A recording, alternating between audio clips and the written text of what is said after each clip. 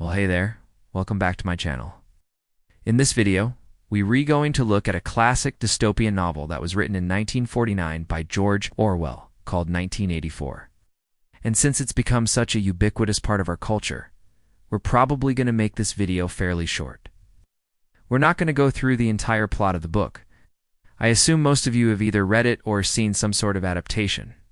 So what we've gonna do is give you a brief overview of the main ideas and themes in case you have read it, talk about its reception, when it came out and its place in literature and culture and society today. And of course, we also going to look at some of the major symbols and motifs that appear throughout the text, because there are quite a few. So let's get started. 1984 is set in a fictional superstate called Oceania, which is engaged in perpetual war with one of two other similarly powerful and oppressive states. Oceania is ruled by a totalitarian government known as Ingsoc, which uses advanced technology and a vast network of surveillance to maintain control over its citizens.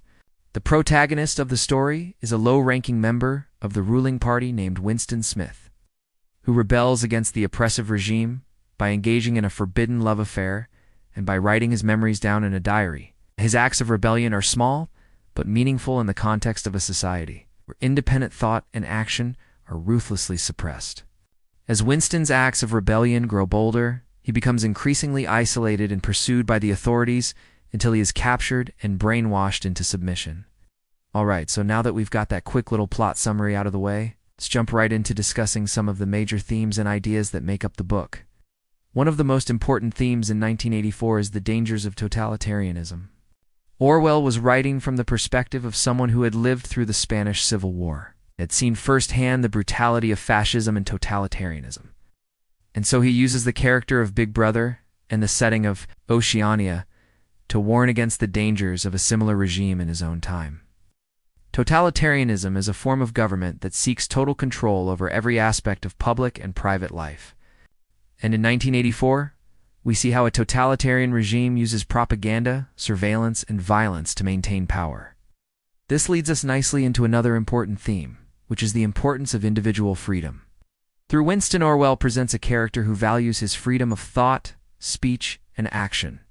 Despite the risks involved, Winston's desire for freedom is what drives him to rebel against Big Brother.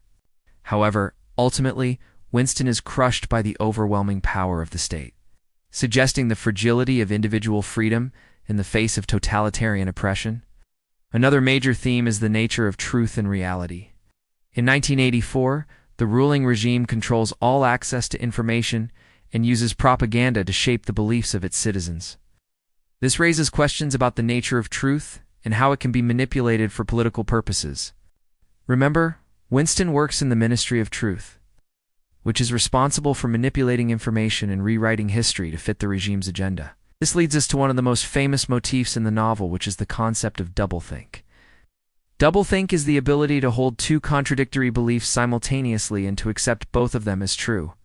For example, the regime claims that 2 + 2 = 5, even though this is obviously false. By forcing citizens to embrace doublethink, the regime is able to manipulate their understanding of reality and make them susceptible to propaganda. A final major theme I want to discuss is the role of language in shaping thought. Orwell was interested in the ways in which language can be used to control and manipulate people, and he famously created a new word, newspeak, to describe the simplified and restricted language used in Oceania.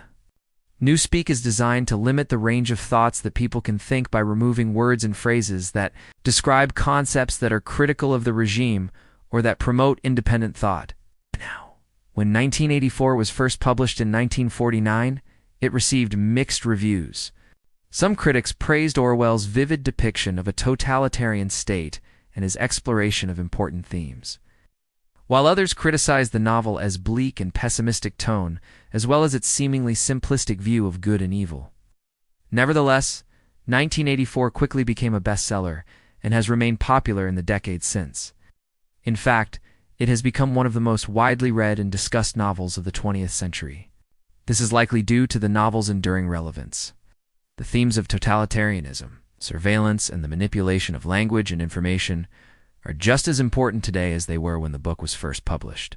I'll say that again for those of you watching on TikTok. The themes of totalitarianism, surveillance, and the manipulation of language and information are just as important today as they were when the book was first published. In fact, many of the things Orwell wrote about in 1984, things like the widespread use of surveillance technology and the manipulation of information for political purposes, things that were once considered futuristic, are now commonplace. And so, this has only added to the novel's popularity. And then finally, I wanted to touch on some of the literary techniques Orwell uses in writing the novel. First of all, the title.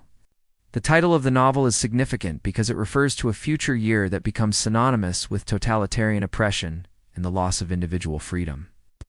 By setting the novel in the future, Orwell is able to create a sense of urgency and to warn his readers about the potential dangers of the present. Another thing I should mention is the style of writing. Orwell's writing style is characterized by its simplicity and directness. He uses simple language and short, declarative sentences to create a sense of immediacy and to make his descriptions of the totalitarian state all the more effective. Finally, I should mention the point of view. The novel is written from Winston's point of view, which allows the reader to experience the oppressive atmosphere of Oceania firsthand. We see the world through Winston's eyes and feel the constant sense of fear and paranoia that he experiences. So what do you think? If you've read 1984 before, what did you think of it? Let me know in the comments below. If you haven't read it, well, I guess now would be a good time to go and check it out. Thank you so much for watching this video. If you enjoyed it, don't forget to click the like button and subscribe to the channel so you never miss an upload. And if you really want to support the channel, consider becoming a member. Once again, thank you so much for watching, and we'll see you next time.